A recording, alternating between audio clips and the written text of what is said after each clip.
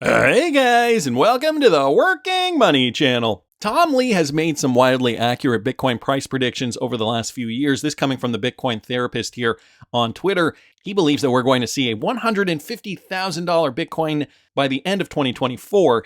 And if you guys caught the video I did just yesterday, we did see a clip of Mike Novogratz just saying, this is a level here, 73,800 to about 56,000. He says 55 to 72 roughly, but generally in and around here, this is a level that we're going to see for a while before there is a catalyst that brings us out of this level. Now, cryptocurrency, he also did mention the elections this year and the fact that crypto should be a bipartisan issue.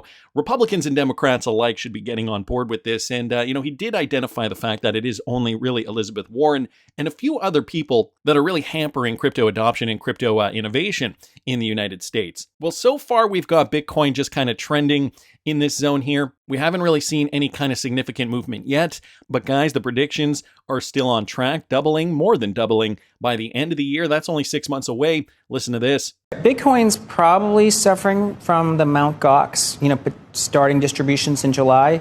That was a huge overhang for many years. But if I was investing in crypto knowing that one of the biggest overhangs is going to disappear in July, I think it's a reason to actually expect a pretty sharp rebound in the second half. So I think, 150 is still within.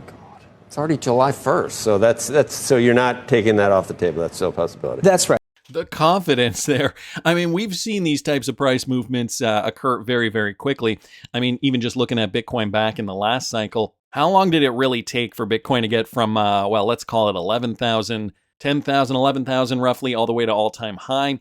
And even, let's just call it, even if we don't assume that this was a double top pattern, that was up 500%.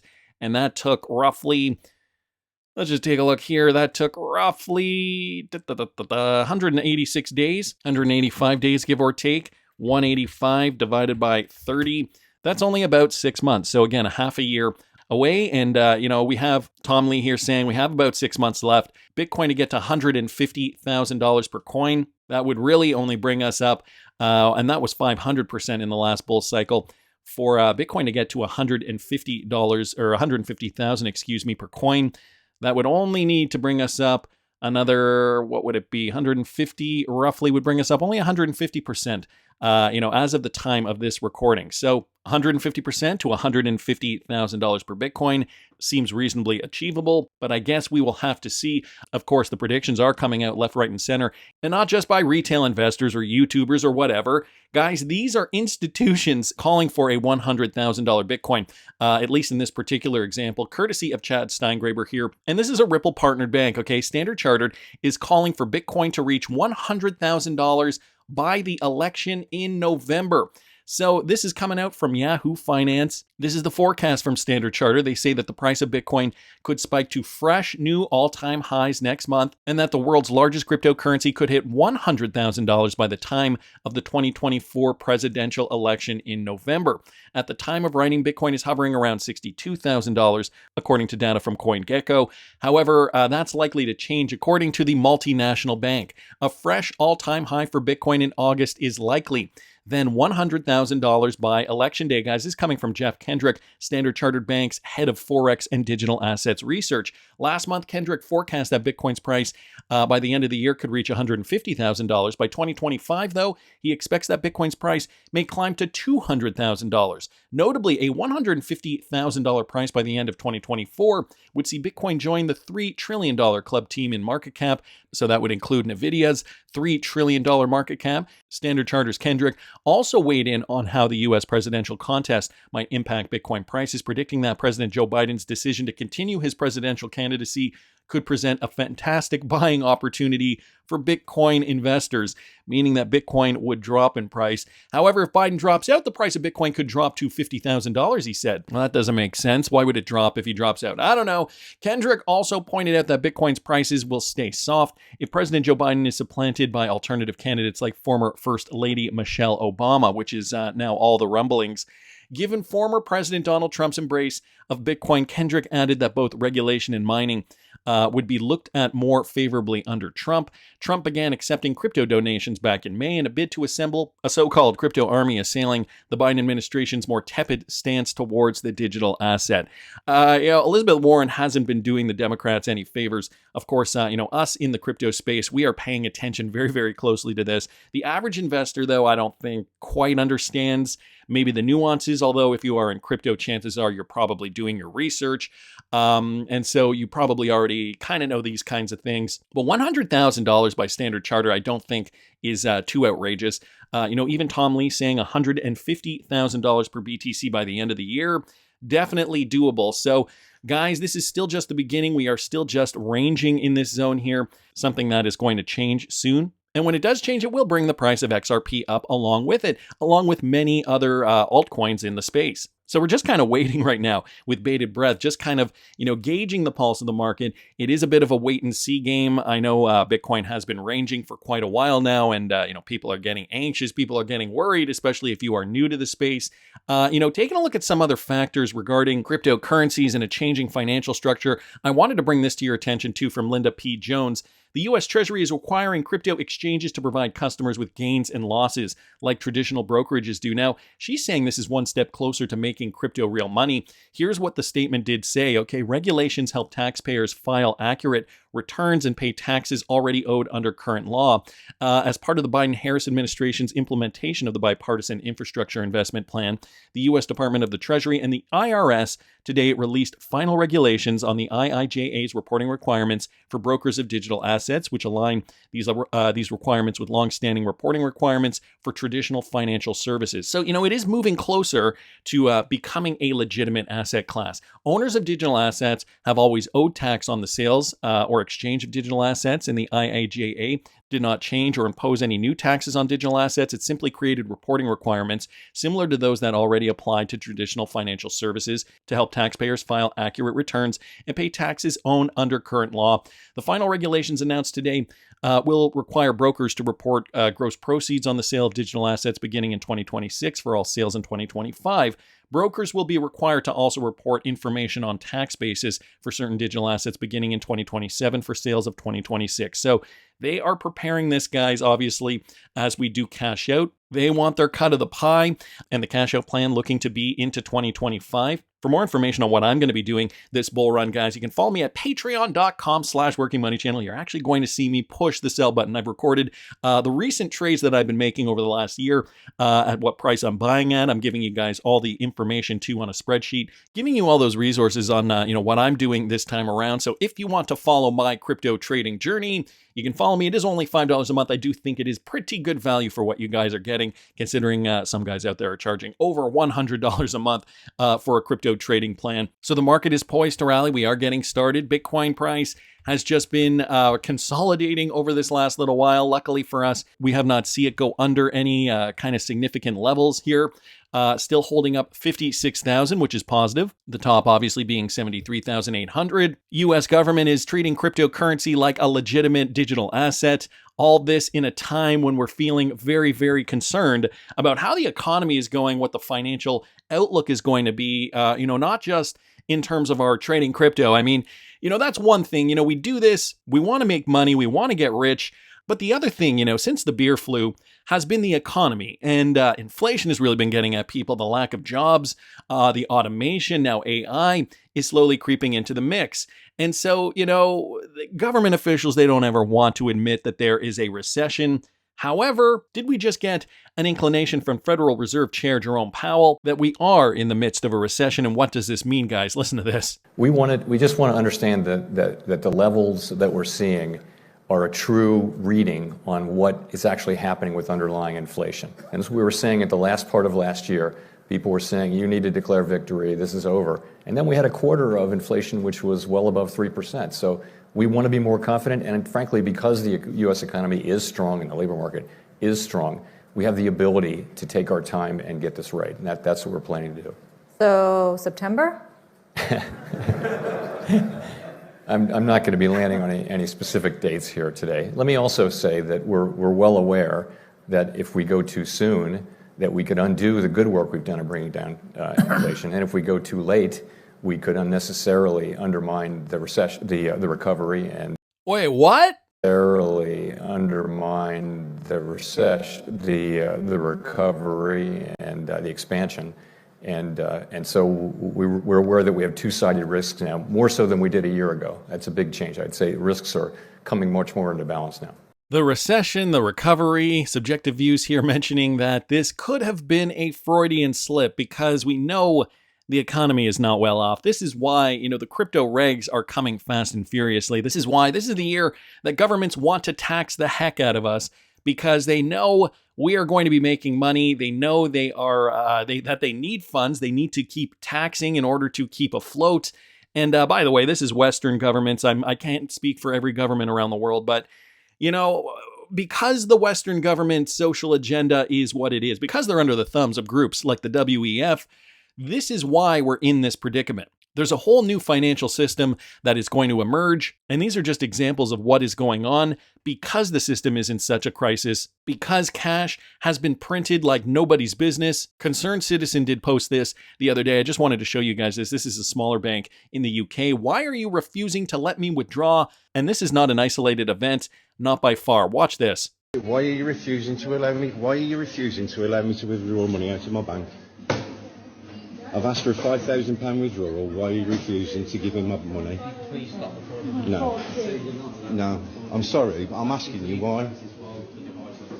I'm asking you why you're refusing to withdraw my money that's in your bank. No, I wouldn't. Would you? Yeah, I think you should. Why are you refusing withdrawals? Why is Nationwide directly refusing to give withdrawals? No, I'm asking you why you're refusing to give me my money. Eh? I've come in and had a discussion with you. No, I'm in a public place. You touch me to sort. I'm in a public place. No, I'm asking for my money. I'm asking for my money. You took your name badge off, sir. Senior branch manager. Don't touch me to sort. It's a public fire. I'm entitled to record anything I want in a public area. You want to know why I know that? Because I own a news company. Yeah, good. What's your name, sir? Nav. Why are you refusing to allow me to withdraw my money from a bank?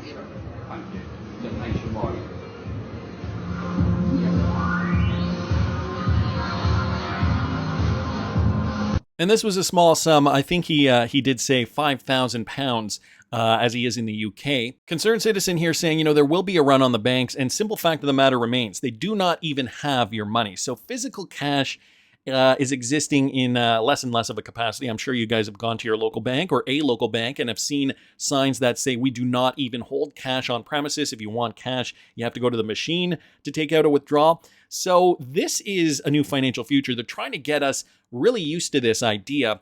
And if you want the physical cash in hand, that is going to be difficult. They want to kind of prime us for CBDCs, I'm sure, and for more control over us. And what's the best way to do this, guys? By controlling our pocketbooks. Now, ISO 20022, let's do it here, posted this. 98% of banks worldwide plan core system upgrades to accelerate digital transformation.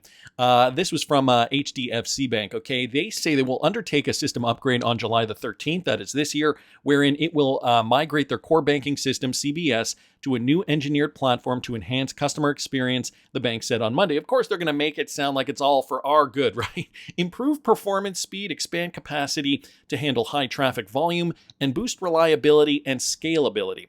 Now, they're going to likely use DLT technology, so Ripple and XRP going to be at the center of these types of upgrades. I'm not entirely sure if HDFC is a Ripple partnered bank or not, but I'm showing you guys this just for context here of what I'm going to be getting into next. During the 13.5-hour upgrade, HDFC Bank customers will be able to use their debit cards and credit cards on swipe machines and for online transactions, but for a restricted amount. So also kind of, gearing us, or let's say priming us, prepping us for the fact that, there could be times where we aren't able to access all our cash. Now think about that for a second. Step back and think about what they are saying here. This is a prime example of Pavlovian desensitizing, getting us used to the fact that we will not have access to our cash. getting us used to the fact that, if we do use CBDCs, they can be turned on, they can be turned off. Here it continues by saying they can also withdraw cash from any ATM using their debit cards up to a restricted amount. UPI services will be unavailable for customers from 3 a.m. to 3:45 a.m. and from 9:30 a.m. to 12:45 p.m. on July 13th, 2024. Now, looking at UPI services, this sounds like this is a bank in India, and chances are if they are a bank in India that they do have some kind of Ripple component in the back end there.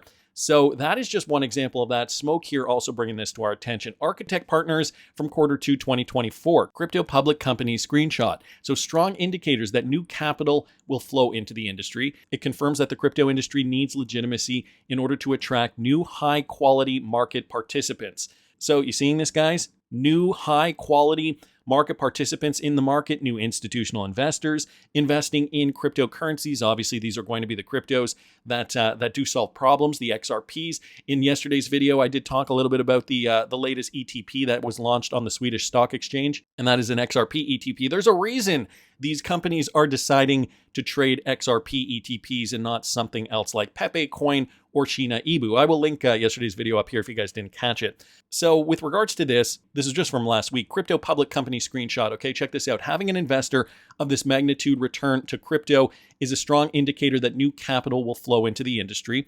Down here it says our industry needs legitimacy in order to attract new high quality market participants. Okay.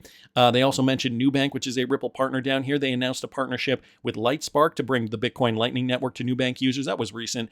All this real capital, though, M&A, products and service activity to start 2024 signals an accelerating and robust go-forward market environment for our industry. We are just getting started. So although these companies have already been, working within the crypto industry, whether it was through pilots or sandboxes, getting used to the fact that, this new financial framework is going digital, they are still acknowledging that they aren't there yet. They need the money coming into the market, right? That $2.5 trillion market cap needs to get up to at least $10 trillion before we really start to see some meaningful advancements, some real world utility. There needs to be more liquidity flows in cryptocurrencies like XRP, for example. So, this is just, almost kind of like a call to action, courtesy of Smoke here. So just wanted to thank him for posting that. Now, on top of that, guys, we've got BRICS countries making moves. Cassie Craddock here posting this. XRP has replaced the SWIFT bank, and I'm sure you guys have likely seen this clip. Big moves are being made by the BRICS nations. Listen to this. This is the biggest thing people are not talking about. The BRICS nations have an agreement. They are going to move off of the dollar. They're going to stop trading in the dollar. They're going to stop trading in the petrodollar. They are going to start using their own currencies, or they may come up with an agreed upon currency, not the dollar, that they will trade with. This is going to destroy America's economy. You think inflation is bad right now? Wait until all of these countries stop trading in the dollar. Inflation will be out of control, and our dollar will plummet. This is how they will destroy America, and it's our own fault. Steve, it's our own fault because of our country's nonstop interventionist, foreign war causing, regime changing, horrible attitude in Washington, D.C., and it makes me so upset. And for those of you guys who do not know, this is Marjorie Greene, or Marjorie Taylor Greene, a right-wing American politician, businesswoman, and conspiracy theorist who has been a U.S. representative for Georgia's 14th congressional district since 2021. It's funny that, they try to really kind of push home that she's far right here and that she's a conspiracy theorist over there on Captured Wikipedia. Anyway, what she's saying is not untrue, guys. We do have countries that do want to de-dollarize, and, XRP, XLM, they are going to be integral to this new financial system. Now, I kind of wanted to set up this next clip by bringing you guys this from Investopedia. What is stakeholder capitalism? If you guys already know what it is, I'm sorry. I'm just going to go over this for those of you who might not know. Okay, stakeholder capitalism is a system in which corporations are oriented to serve the interests of all their stakeholders. Among the key stakeholders are customers, suppliers, employees, shareholders. So generally what we have in capitalism is companies looking to serve the interests of shareholders, but this is bigger. This is customers, suppliers, employees, local communities, so on and so forth. Under this system, a company's purpose is to create long-term value and not to maximize profits and enhance shareholder value at the cost of other stakeholder groups. Supporters of stakeholder capitalism believe that serving the interest of all stakeholders as opposed to only shareholders is essential to the long-term success of any business. The problem with this is that they make decisions that, well, might not make sense in the grand scheme of things, especially if the people at the helm have an agenda. So I will link this in the description if you guys want to read more on this. What I do want to show you guys is this clip here, another great clip here from Concerned Citizen, the WEF, and the Great Reset, a must-watch clip on what's happening across the Western world and the shift from stakeholder capitalism to stakeholder communism. Watch this. So guys, for copyright reasons, I have to narrate this video. There is something we're not being told about the upcoming elections in the UK, says Richard Jeffs here. Our two major parties have been compromised, and the undemocratically transition away from shareholder capitalism to another political system. He says here, this short story begins with Klaus Schwab, the executive chairman of the World Economic Forum. We are working closely together with governments from around the world. He says here, including all G20 countries. It's coming from Klaus Schwab, by the way. His exclusive elite members, called stakeholders, include the heads of all G20 countries from the US and UK to communist countries like China. What we are very proud of now is the young generation, like Prime Minister Trudeau, is that we are penetrating the cabinets. After penetrating our cabinets, Schwab and his stakeholders have enacted a 10-year transition to another political system, which Schwab designed. I pioneered the stakeholder concept, he says, called stakeholder capitalism. Stakeholder capitalism is finally becoming mainstream. The single global authoritarian system provides the stakeholders unprecedented control over our companies and lives. The Chinese model is certainly a very attractive model for quite a number of countries. Promoted on the front cover of Klaus Schwab's book, Stakeholder Capitalism's slogan is propagated by all the heads of the G20 countries. And another powerful stakeholder, people and planet. In the UK, Prime Minister and stakeholder Rishi Sunak has already made stakeholder capitalism's credit score mandatory for large companies. We are announcing the UK's intention to mandate climate discourses. Sunak's opposition, Keir Starmer, is also a World Economic Forum stakeholder. It doesn't matter which party we vote for, both have a stakeholder responsibility in accelerating the transition to stakeholder capitalism by enacting its Marxist and tyrannical policies. This is the best time for leaders to work jointly for the world to become more inclusive, more sustainable. If you've ever wondered what's causing these strange events, it's because we're witnessing a cultural revolution, a social movement manufactured by tyrants, create a strong inclusiveness to drive a shift from the bottom up to a more inclusive political system. You have been promoting a stakeholder concept. The era will be inclusive for them. Other powerful US or UK stakeholders include Boris Johnson, Matt Hancock, and Sadiq Khan, as well as the head of the BBC and our media regulatory Ofcom. They've been indoctrinating us to believe narratives about the acquiring totalitarian authority. They're dangerous right-wing conspiracy theories you can do if you know someone who has fallen to the conspiracy theory rabbit hole. So they put out these propaganda tools, manipulating us with propaganda. They say the stakeholders have been canceling and censoring anyone who shares the truth. Under the online safety laws, conversation and discourse is being shut down.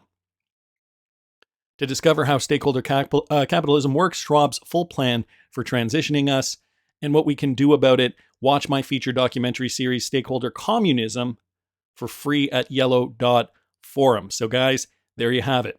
Well, I'm certainly going to be watching that documentary. I have not seen it yet, but yellow.forum for the full thing, guys. Now, we know the powers that be have been working behind the scenes in many facets of our lives, finance being the big one, and guys, cryptocurrency going to be that factor that thrusts us into this new financial system. So what do we have to do? We have to be prepared. Listen to what Jeremy Allaire says. Okay, he's the co-founder of Circle. USDC, arguably going to be the most regulated and most prominent stablecoin on planet Earth, usurping Tether. That is just my prediction there. And guess who they've partnered with? BlackRock is a really fantastic strategic partner for Circle. We partnered closely with them to build this reserve model where we have the most transparent, publicly visible reserve model for a stablecoin in the world. We've done that together with BlackRock, and that brings great liquidity, transparency, regulatory compliance, other things to USDC reserves. We were really excited when we started the partnership a couple of years ago because they had a big vision for where this could go. And I think this idea of tokenization, which is something that we've all talked about for a long time, to have the largest asset manager in the world, to have one of the largest asset issuers in the world,